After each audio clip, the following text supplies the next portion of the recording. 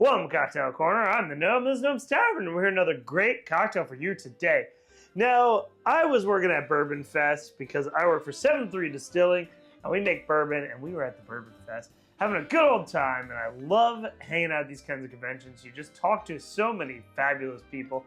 Huge shout out to Still Austin for giving me a bottle and hanging out with me, man. It was so cool. They were like, here's some wacky test stuff, and we had a great time.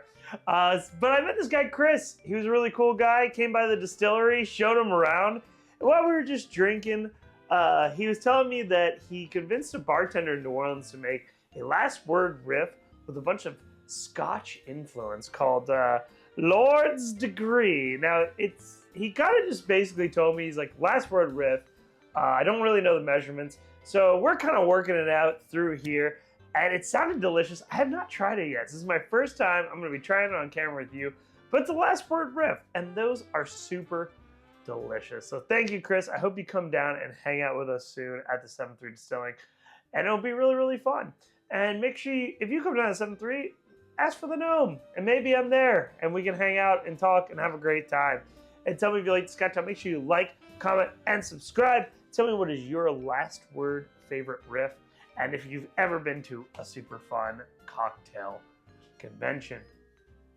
All right, well, let's dive on into the drink. So the cool part with last word riffs is it's pretty easy measurements. We're just gonna do an ounce of all of our components. And the first thing is that we're gonna do an aged gin. Now I'm actually gonna switch it up. I'm not gonna use 7-3's aged gin, which I love. And the fact is I love it as I'm out of a bottle. I'm actually gonna do another local brand that I also love, Atler V's barrel-aged snowflake gin that I think is going to work really well with this Scotch. He wanted to do like a certain gin from Scotland, but I don't have that gin. So he said barrel-aged is fine. I got the okay approval. Then we're going to do an ounce of Scotch. I got this tiny little bottle that I'm looking to kill.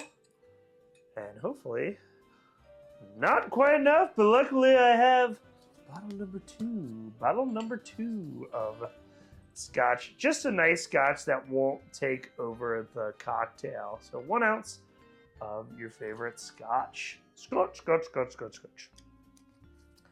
Then we're gonna do a 1 ounce.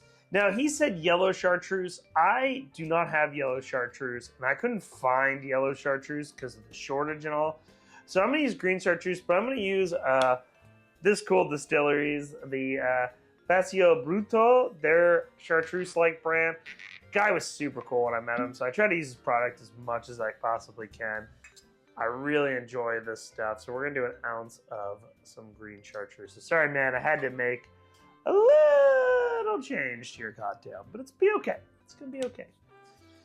And then we're going to do an ounce of lemon juice, freshly squeezed, with my cool little bottle right here, instead of the lime juice. So an ounce of lemon juice.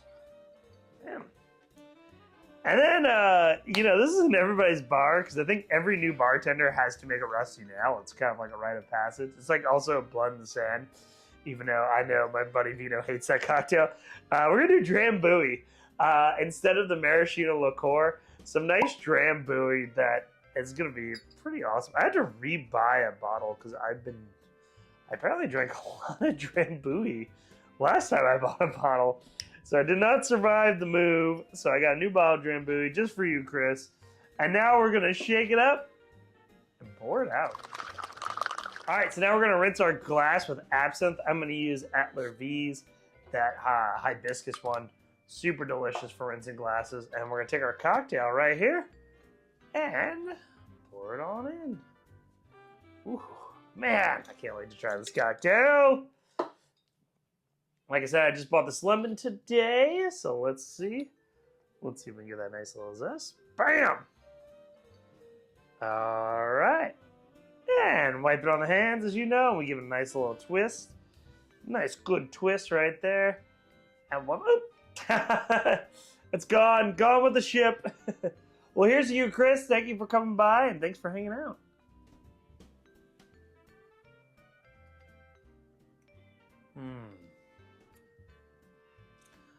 Man, if you are a Scotch drinker, this is your cocktail. The Scotch comes through, it really shines. It gives a nice little sweetness, a little brightness to it. You know, Drambuie is a very interesting thing.